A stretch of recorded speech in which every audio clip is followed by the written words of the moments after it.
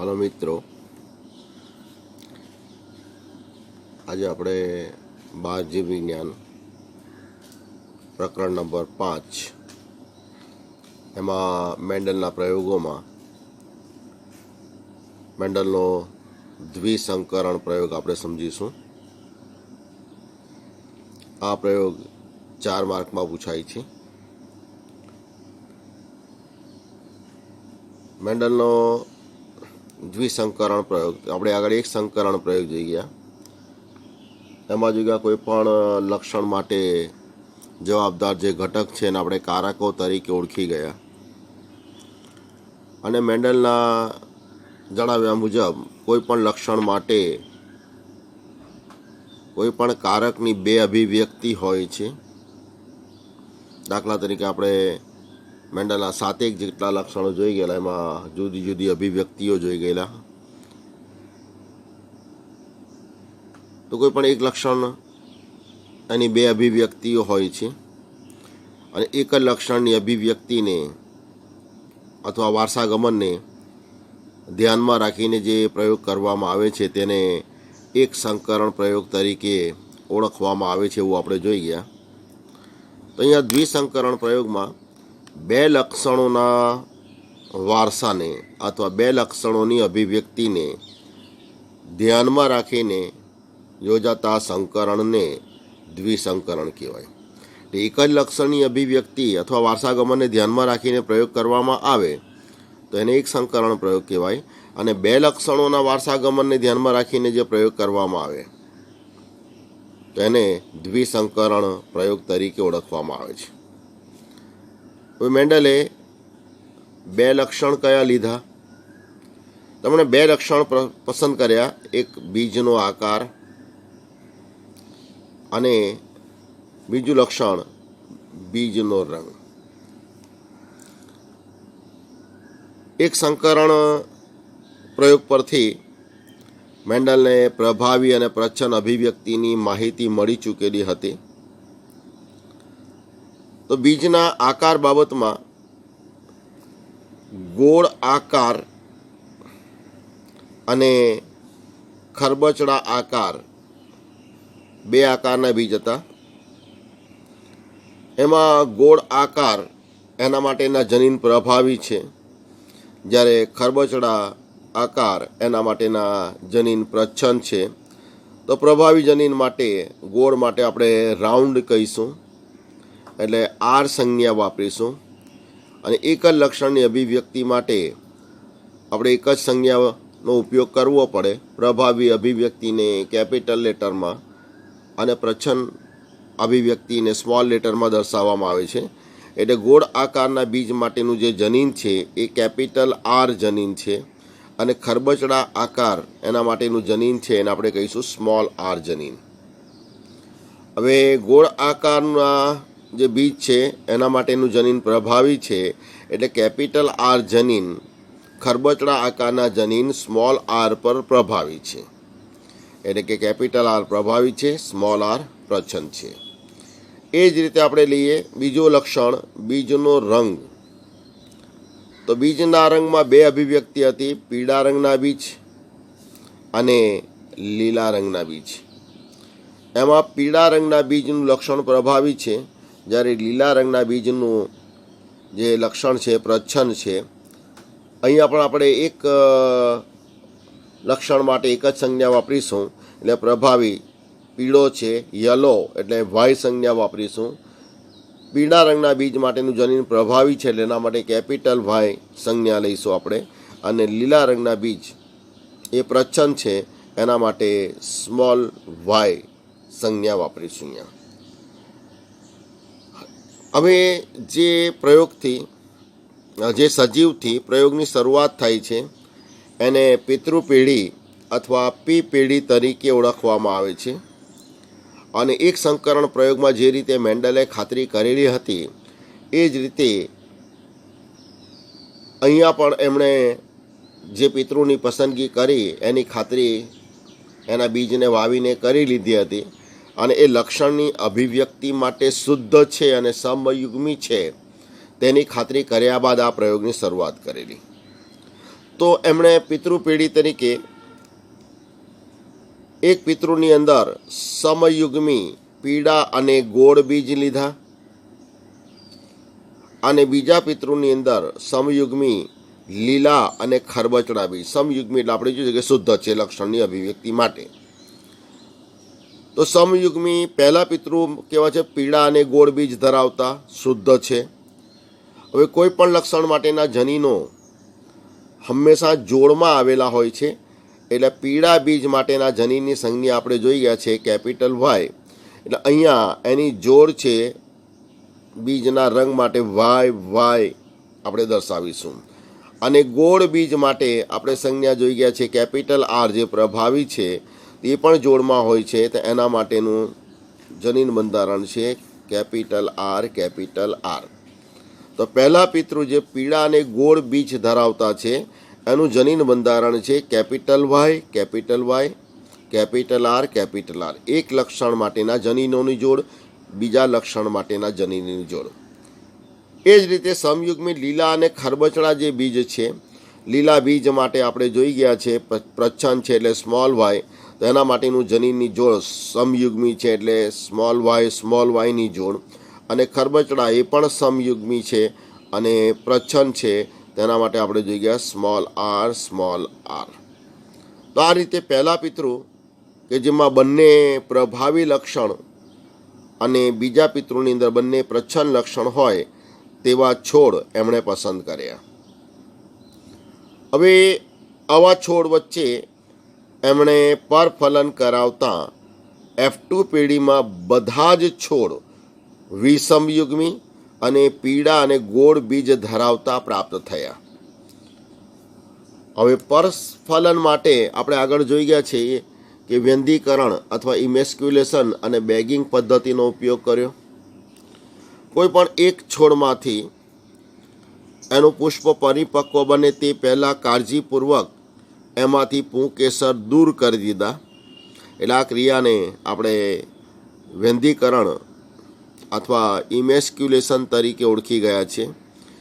પછી એ વંધ્ય પુષ્પો પર મીણિયા કાગળની બનેલી કોથળી ચડાવી દીધી કે જેથી બીજા પુષ્પની પરાગરજ એ પુષ્પના પરાગાસન પર પડી શકે નહીં. અને જ્યારે અન્ય પસંદ કરેલા છોડના પુષ્પ એની પરાગરજ પરિપક્વ બને છે ત્યારે પેલા વંધ્ય પુષ્પની કોથળી કાઢીને એના પરાગાસન પર એની પરાગરજ મુક્ત કરવામાં આવી. તો આ રીતે પહેલાં વ્યંધીકરણ અથવા ઇમેસ્ક્યુલેશન અને અન્ય પરાગરજના સંક્રમણને અટકાવવા માટે બેગિંગ પદ્ધતિ, આ રીતે એમણે પરફલન કરાવ્યું. તો F1 પેઢીનું પરિણામ જે જોવા મળ્યું એ આપણે જોઈએ કે વિષમયુગ્મી બધા છોડ હતા અને પીળા અને ગોળ બીજવાળા પ્રાપ્ત થયા. હવે કેવી રીતે આ પરિણામ પ્રાપ્ત થયું તે આપણે જોઈ લઈએ. આપણે અહીંયા તો પિતૃ પેઢી એમાં આપણે જોઈ ગયા કે પહેલા પિતૃ છે બંને લક્ષણ માટેના પ્રભાવી જનીન ધરાવે છે, એટલે પીળા અને ગોળ. તો પીળા માટે આપણે જોઈ ગયા વાય કેપિટલ વાયની જોડ અને ગોળ બીજ માટે જોઈ ગયા કેપિટલ આરની જોડ. તો પહેલા પિતૃ ગોળ અને પીળા બીજવાળા હતા અને આપણે જોઈ ગયા એનું જનીન બંધારણ વાય અને આર છે, જનીનો જોડમાં છે માટે. એ જ રીતે બીજા પિતૃની અંદર બંને પ્રચ્છન્ન કારકોની જોડ છે, લીલા અને ખરબચડા. લીલા માટે સ્મોલ વાય અને ખરબચડા માટે સ્મોલ આરની જોડ છે અહીંયા. તો અહીંયા આપણે જોઈ શકીએ બંને પિતૃનું આ જનીન બંધારણ થઈ ગયું. હવે ફલનની ક્રિયા પહેલાં જન્યુઓનું નિર્માણ થાય ત્યારે અધિકરણ થાય છે. એક જનન કોષમાં જોડમાં રહેલા જનીનો અથવા કારકો પૈકી એક જ કારક હોય છે. તો જ્યારે પીળા અને ગોળ બીજ ધરાવતા છોડના પુષ્પમાંથી જન્યુઓનું નિર્માણ થયું ત્યારે આપણે જોઈએ કે આ વાયની જોડમાંથી એક જ જનીન અથવા એક જ કારક જન્યુમાં આવે છે કેપિટલ વાય.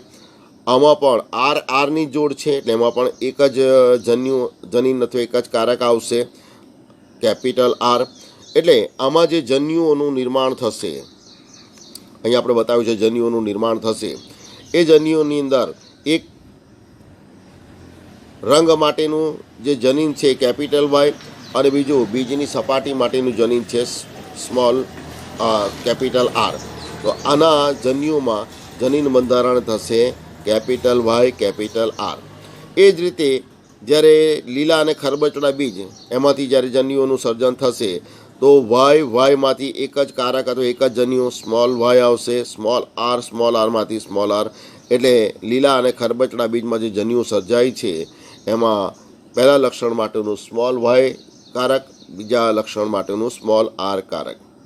હવે કોઈ પણ એકમાંથી નર જન્યુ એકમાંથી માદા જન્યુ લેવા. દાખલા તરીકે અહીંયાથી માદા જન્યુ લીધા, આમાંથી નર જન્યુ લીધા, ઇમેસ્ક્યુલેશન અને બેગિંગ કર્યું, આની પરાગરજ આ પીળા અને ગોળ બીજના પુષ્પ પર મુક્ત કરી અને ફલનની ક્રિયા કરાવી.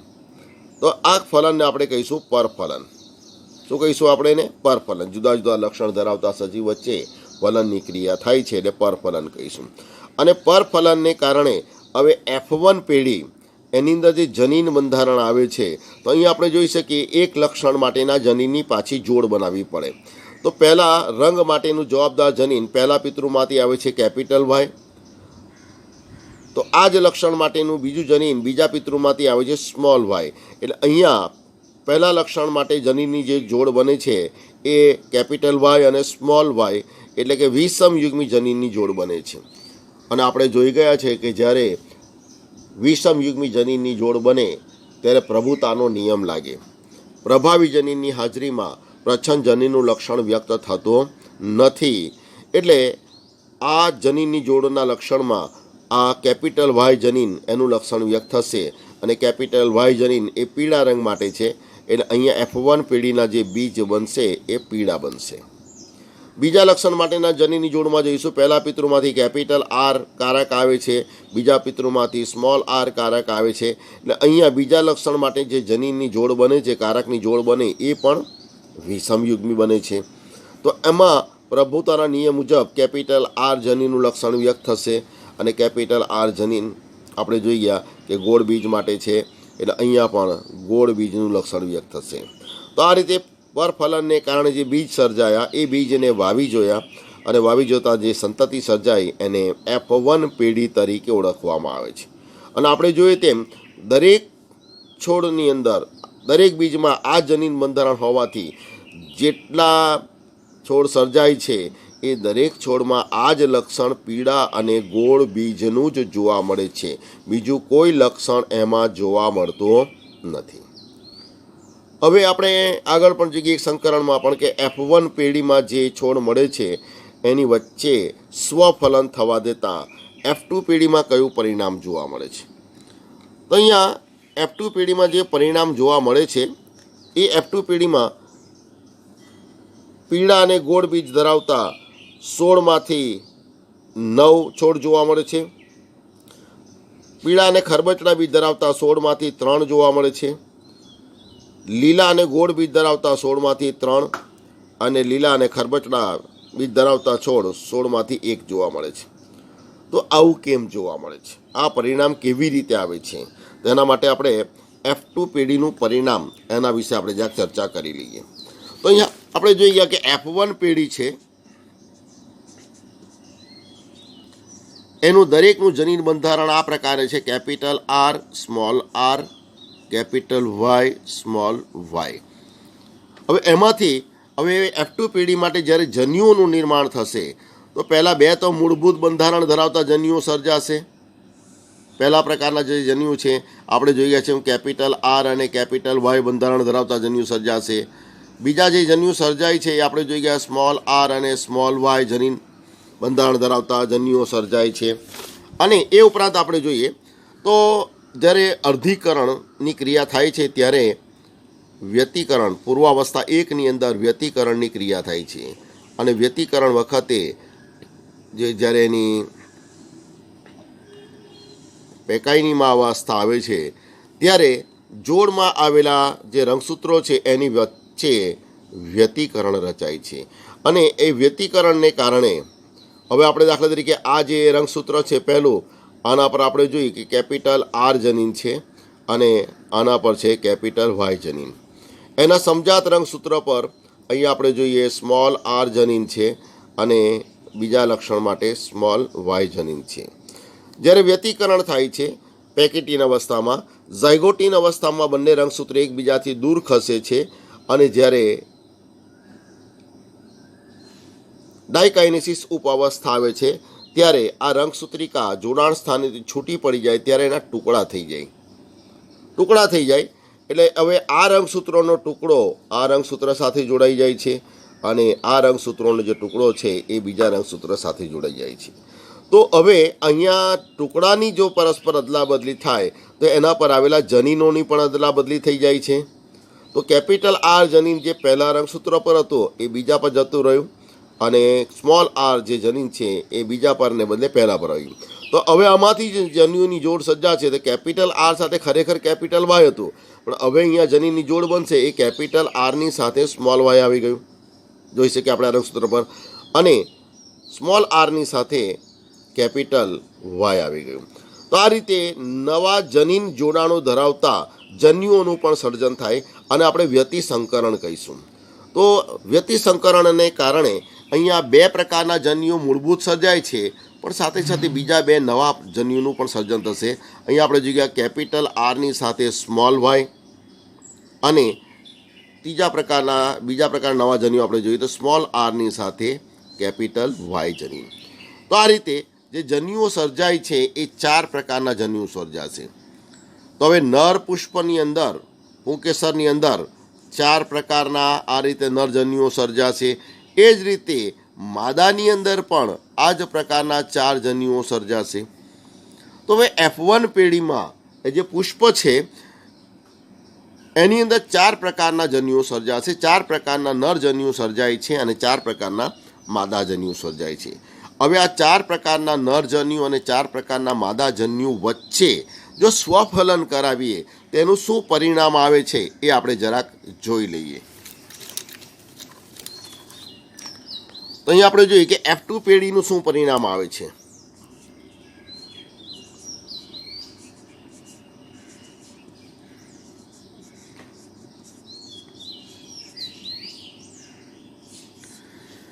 તેના માટે આપણે પ્યુનેટ ચોરસ દોરવું પડશે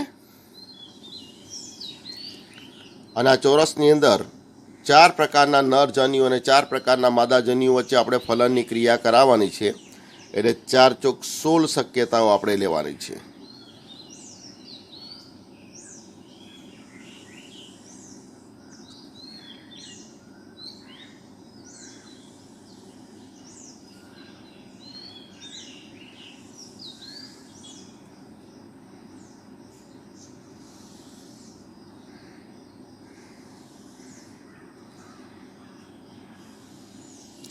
તો આ રીતે આપણે 16 ખાના બનાવી દીધા. હવે જનીનની જે જોડ છે, દાખલા તરીકે અહીંયા આપણે નર જન્યુઓ લઈએ ઊભી હરોળમાં અને એની અંદર જનીનની જોડ આ પ્રમાણે લેવાની છે. પહેલાં કેપિટલ આર કેપિટલ વાય, બીજો આપણે જોઈએ કેપિટલ આરની સાથે સ્મોલ વાય આવી જાય છે. ત્રીજો આપણે જોઈએ ત્રીજા પ્રકારના સ્મોલ આરની સાથે કેપિટલ વાય અને સ્મોલ આરની સાથે સ્મોલ વાય. તો આ નર જન્યુ ચાર પ્રકારના છે. તો અહીંયા આડી હરોળમાં આપણે લઈશું માદા જન્યુ. તો માદા જન્યુનો ક્રમ પણ આ જ લેવો પડે. તો પહેલું આપણે લઈએ કેપિટલ આરની સાથે કેપિટલ વાય, બીજું આપણે લઈએ કેપિટલ આરની સાથે સ્મોલ વાય, ત્રીજું આપણે લઈએ સ્મોલ આરની સાથે કેપિટલ વાય અને ચોથું આપણે લઈએ સ્મોલ આરની સાથે સ્મોલ વાય. તો આ ચાર પ્રકારના નર જન્યુ અને ચાર પ્રકારના માદા જન્યુ. હવે એની વચ્ચે ફલનની શક્યતાઓ લઈએ અને કયું લક્ષણ વ્યક્ત થાય તે આપણે જોતા જઈએ. તો દાખલા તરીકે પહેલો નર જન્યુ અને પહેલો માદા જન્યુ, તો આ બે વચ્ચેનું ફલન કરાવીએ તો આપણે એમાં શું મળશે. તો આની અંદર જનીનોની પાછી જોડ બનાવીશું. પહેલા લક્ષણ માટેનું જનીનની જોડ આમાં કેપિટલ આર છે નર જન્યુમાં, માદા જન્યુમાં પણ કેપિટલ આર છે. એટલે અહીંયા જે જોડ બનશે કેપિટલ આરની પહેલા લક્ષણ માટેના જનીનની જોડ. હવે કેપિટલ આર ગોળ માટે છે એટલે અહીંયા પ્રભાવી જનીનનું લક્ષણ વ્યક્ત થશે એટલે આ લક્ષણ થશે ગોળ. બીજા જનીનમાં અહીંયા કેપિટલ વાય છે, અહીંયા પણ કેપિટલ વાય છે એટલે જનીનની જોડ બનશે કેપિટલ વાય. વાય જનીન પીળા માટે છે એટલે લક્ષણ વ્યક્ત થશે પીળો. તો આ રીતે આ છોડમાંથી જે બીજ સર્જાશે એમાં ગોળ અને પીળા બીજ જોવા મળશે. એ જ રીતે આપણે ક્રમ પ્રમાણે જોઈએ તો પહેલો નર જન્યુની સાથે બીજો લેવાનો, પહેલાની સાથે ત્રીજો લેવાનો, પહેલાની સાથે ચોથો. પછી બીજી હરોળ આ રીતે લેવાની, બીજાની સાથે પહેલો માદાજન્યુ, બીજાની સાથે બીજો માદાજન્યુ, બીજાની સાથે ત્રીજો, બીજાની સાથે ચોથો, આ રીતે ચારે ચાર લેવા પડે આપણે અહીંયા. હવે બીજું આપણે જોડ લઈએ તો અહીંયા કેપિટલ આર છે, અહીંયા પણ કેપિટલ આર છે, એટલે જનીનની જોડ બનશે કેપિટલ આર કેપિટલ આર. લક્ષણ પ્રભાવીનું વ્યક્ત થશે એટલે ગોળ. અહીંયા પ્રભુતાનો નિયમ આપણે યાદ રાખવો પડે કે પ્રભાવી જનીનની હાજરીમાં પ્રચ્છન્ન જનીનનું લક્ષણ વ્યક્ત થતું નથી. અહીંયા આપણે જોઈએ તો કેપિટલ વાય અને સ્મોલ વાય આવશે, તો અહીંયા કેપિટલ પહેલાં મુકાય પછી સ્મોલ વાય લખવાનું છે. હવે અહીંયા વિષમયુગ્મી જનીનની જોડ બની ગઈ છે, તો જ્યારે વિષમયુગ્મી જનીનની જોડ આવે ત્યારે પ્રભાવીનું લક્ષણ વ્યક્ત થશે, અને પ્રભાવી પીળા છે એટલે લક્ષણ વ્યક્ત થશે પીળો, એટલે ગોળ અને પીળા બી થશે અહીંયા. એ રીતે અહીંયા આપણે લઈએ કેપિટલ આર અને સ્મોલ આર, કેપિટલ આર અને સ્મોલ આર, પ્રભાવીનું લક્ષણ વ્યક્ત થશે એટલે ગોળ બી જોવા મળશે. કેપિટલ વાય એટલે અહીંયા આપણે જોઈશું પીળા બીજ. ચોથું લઈએ કેપિટલ આર સ્મોલ આર, ગોળ બીજ. કેપિટલ વાય એની સાથે સ્મોલ વાય, વિષમયુગ્મી જનીનની જોડ આવશે એટલે પીળા બીજ. આ રીતે દરેક હરોળમાં લેતા જઈએ આપણે. કેપિટલ આરની જોડ એટલે ગોળ. Capital Y small Y, capital આગળ લખાય એટલે પીળા. આ લઈએ આપણે એના પછી કેપિટલ આરની જોડ. અહીંયા સ્મોલ વાયની જોડ આવે, તો અહીંયા તો આપણે જોઈશું ગોળ. પણ અહીંયા જે સ્મોલ વાય છે, અહીંયા પણ સ્મોલ વાય છે, તો હવે અહીંયા જે સમયુગ્મી જોડ બની છે પણ એ પ્રચ્છન્નની જોડ બની છે, એટલે પ્રચ્છન્નમાં હવે પીળા બીજ નહીં આવશે, અહીંયા આવશે લીલા બીજ. તો ગોળ અને લીલા બીજ ધરાવતી સંતતિ એમાં પ્રાપ્ત થશે. આને આ લઈએ આપણે કેપિટલ આર સ્મોલ આર એટલે ગોળ. કેપિટલ વાય સ્મોલ વાય એટલે પીળા બી થશે અહીંયા. આની સાથે આ લઈએ આપણે તો કેપિટલ આર સ્મોલ આર એટલે ગોળ બીજ. બીજું લક્ષણ લઈએ સ્મોલ વાય એટલે અહીંયા પાછી સ્મોલ વાય અને સ્મોલ વાયની જોડ બને છે એટલે ગોળ. પ્રભાવી જનીનની ગેરહાજરીમાં અહીંયા હશે લીલા બીજ. એ રીતે ત્રીજી હરોળ લઈએ આપણે. અહીં આપણે જોઈએ કેપિટલ આર, કેપિટલ પહેલાં લખાય એટલે કેપિટલ આર સ્મોલ આર એટલે ગોળ. કેપિટલ વાય એટલે પીળા બીજ. આની સાથે આ લઈએ કેપિટલ આર સ્મોલ આર એટલે ગોળ. કેપિટલ વાય સ્મોલ વાય એટલે પીળા. આની સાથે આ લઈએ આપણે તો અહીંયા જોઈ શકીએ આપણે કે સ્મોલ આરની જોડ બને, સમયુગ્મી જોડ બની છે પણ પ્રચ્છન્નની બની છે, એટલે અહીંયા ગોળ પ્રભાવીનું જનીન ગેરહાજર છે એટલે અહીંયા ખરબચડા બનશે અહીંયા, એટલે ખરબચડા. અને અહીંયા કેપિટલ વાય એટલે બનશે પીળા, એટલે અહીંયા ખરબચડા અને પીળા બનશે. એ રીતે આપણે આ લઈએ સ્મોલ આર અહીંયા પણ જોઈ શકીએ પ્રભાવીની ગેરહાજરી છે એટલે અહીંયા પણ બીજ બનશે ખરબચડા. અને કેપિટલ વાય સ્મોલ વાય એટલે પીળા બનશે, ખરબચડા પીળા. છેલ્લું લઈએ આપણે તો કેપિટલ આર સ્મોલ આર એટલે ગોળ. કેપિટલ વાય સ્મોલ વાય એટલે પીળા. આની સાથે લઈએ આપણે કેપિટલ આર સ્મોલ આર ગોળ. સ્મોલ વાય આવી ગયું, જોઈ લો આપણે અહીંયા, એટલે લીલા બનશે. ત્યારબાદ આપણે લઈએ આની સાથે આ તો પાછા અહીંયા જોઈ શકીએ કે પ્રચ્છન્ન જનીનની જોડ બની ગઈ એટલે ખરબચડા. અને કેપિટલ વાય સ્મોલ વાય છે એટલે લીલા બનશે.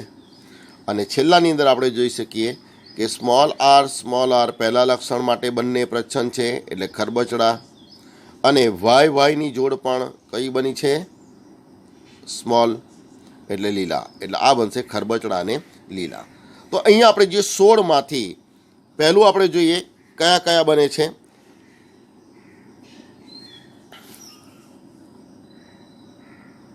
તો ગોળ અને પીળા એ બને છે 16માંથી કેટલા છે આપણે ગણી લઈએ. તો 1 2 3 4 5 6 7 8 અને 9. તો ગોળ અને પીળા બને છે 9. એની સાથે પછી આપણે લઈએ ગોળ અને લીલા. ગોળ અને લીલા કેટલા બને છે આપણે જોઈ લઈએ અહીંયા.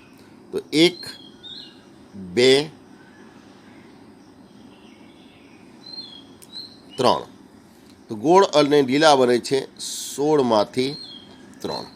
હવે આપણે લઈએ ખરબચડા અને પીળા. તો ખરબચડા અને પીળા આપણે જોઈ લઈએ. તો અહીંયા આપણે જોઈએ 1 2 સોરી અહીંયા પીળા બને છે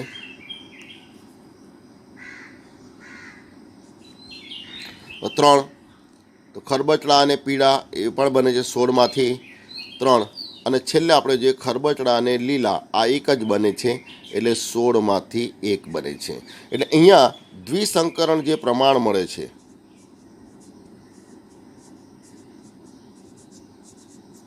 એ પ્રમાણ આપણને મળશે 9:3:3:1. 9 ગોળ પીળા, 3 ગોળ લીલા, 3 ખરબચડા પીળા અને 1 ખરબચડા લીલો. તો દ્વિસંકરણ પ્રમાણ મળે છે 9:3:3:1નું. હવે આ જે સરળતાથી ગણવું હોય તો આપણે આ જ ક્રમ લેવો પડે. કેપિટલ આર કેપિટલ વાય પહેલું, કેપિટલ આરની સાથે સ્મોલ વાય બીજું, સ્મોલ આરની સાથે કેપિટલ વાય ત્રીજું, સ્મોલ આરની સાથે સ્મોલ વાય ચોથું.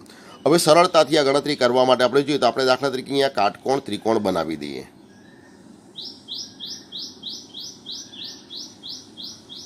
તો આ કાટકોણ ત્રિકોણ પર જેટલા આવી જાય છે એ બધા ગોળ પીળા હશે. અહીંયા જોઈ લઈએ આપણે અહીંથી ગણીએ તો 1 2 3 4 5 6 7 8 અને 9 ગોળ પીળા આવી ગયા. હવે કાટખૂણો બનાવીએ. આ કાટખૂણો બનાવીએ તો એના પર ચોકડી પડી એ કાઢી નાખો ગોળ પીળાની અહીંયા. તો આમાં 1 2 અને 3 ગોળ લીલા આવી ગયા.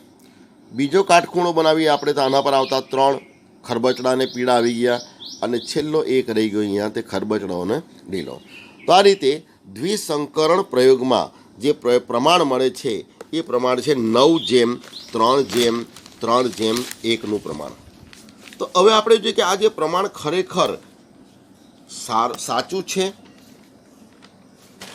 તેની સમજૂતી આપણે જોઈ લઈએ. દ્વિસંકરણ પ્રમાણની સમજૂતી કે ખરેખર આ પ્રમાણ સાચું છે કે નહીં.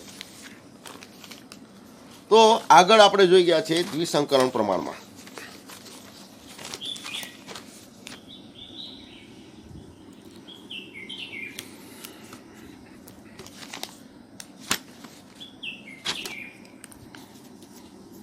તો અહીંયા આપણે જોઈએ કે જ્યારે કે એક સંકરણ પ્રમાણ લઈએ આપણે,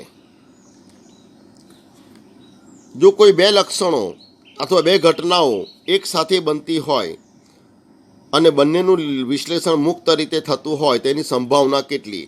દાખલા તરીકે પહેલી ઘટના એને એક્સ લઈએ, બીજાને વાય લઈએ તો બંનેની સાથે ઘટના બનવાની સંભાવના એક્સ ગુણ્યા વાય લઈ શકીએ. હવે બીજનો આકાર, એક લક્ષણ આપણે ખાલી લઈએ બીજનો આકાર.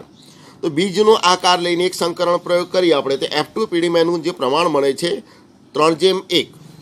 એ જ રીતે બીજના રંગ બાબતમાં એક સંકરણ પ્રયોગ કરીએ તો F2 પીડીમાં એનું પણ પ્રમાણ મળે છે 3:1.